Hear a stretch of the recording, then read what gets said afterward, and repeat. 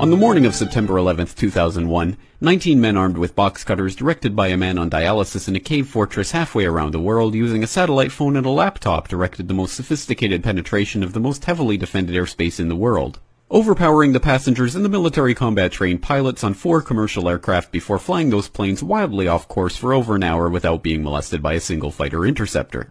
These 19 hijackers, devout religious fundamentalists who like to drink alcohol, snort cocaine, and live with pink-haired strippers, managed to knock down 3 buildings with 2 planes in New York, while in Washington a pilot who couldn't handle a single-engine Cessna was able to fly a 757 in an 8,000-foot descending 270-degree corkscrew turn to come exactly level with the ground, hitting the Pentagon in the budget analyst office where DoD staffers were working on the mystery of the $2.3 trillion that Defense Secretary Donald Rumsfeld had announced missing from the Pentagon's coffers in a press conference the day before, on September 10th, 2001. Luckily, the news anchors knew who did it within minutes. Osama bin Laden. The pundits knew within hours. Osama bin Laden.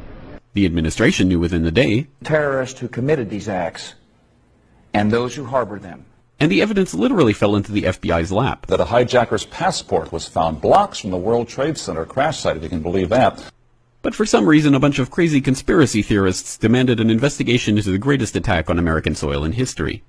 That investigation was delayed, underfunded, set up to fail, a conflict of interest, and a cover-up from start to finish. It was based on testimony extracted through torture, the records of which were destroyed. It failed to mention the existence of WTC-7, Able Danger, P-TECH, Sibel Edmonds, OBL and the CIA, and the drills of hijacked aircraft being flown into buildings that were being simulated at the precise same time that those events were actually happening. It was lied to by the Pentagon, the CIA, the Bush administration, and as for Bush and Cheney, well, no one knows what they told it because they testified in secret, off the record, not under oath, and behind closed doors. It didn't bother to look at who funded the attacks because that question is ultimately of little practical significance. Still, the 9/11 Commission did brilliantly, answering all of the questions the public had, except most of the victims' family members' questions, and pinned blame on all the people responsible, although no one so much as lost their job, determining the attacks were failure of imagination. Because nobody in our government, at least, and I don't think the prior government that could envision flying airplanes into buildings. Except the Pentagon, FEMA, NORAD, and the NRO. The DIA destroyed 2.5 terabytes of data on Able Danger, but that's okay because it probably wasn't important. The SEC destroyed their records on the investigation into the insider trading before the attacks, but that's okay because destroying the records of the largest investigation in SEC history is just part of routine record keeping. NIST has classified the data that they used for their model of WTC-7's collapse, but that's okay because knowing how they made their model of the collapse would jeopardize public safety.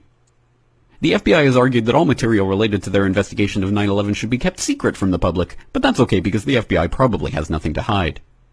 This man never existed, nor is anything he had to say worthy of your attention, and if you say otherwise, you are a paranoid conspiracy theorist and deserve to be shunned by all of humanity. Likewise him, and her. And her, and her, and him. Osama bin Laden lived in a cave fortress in the hills of Afghanistan, but somehow got away.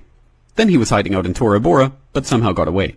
Then he lived in Abbottabad for years, taunting the most comprehensive intelligence dragnet employing the most sophisticated technology in the history of the world for a decade, releasing video after video with complete impunity and getting younger and younger as he did so, before finally being found in a daring SEAL team raid which wasn't recorded on video, in which he didn't resist or use his wife as a human shield, and in which these crack special forces operatives panicked and killed this unarmed man, supposedly the best source of intelligence about those dastardly terrorists on the entire planet. Then they dumped his body in the ocean before telling anyone about it. Then a couple dozen of that team's members died in a helicopter crash in Afghanistan. This is the story of 9/11, brought to you by the media which told you the hard truths about his head could be seen to move violently forward. And they took the babies out of the incubators. And mobile production facilities.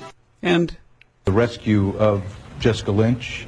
If you have any questions about this story, you are a batshit paranoid tinfoil dog-abusing baby hater and will be reviled by everyone.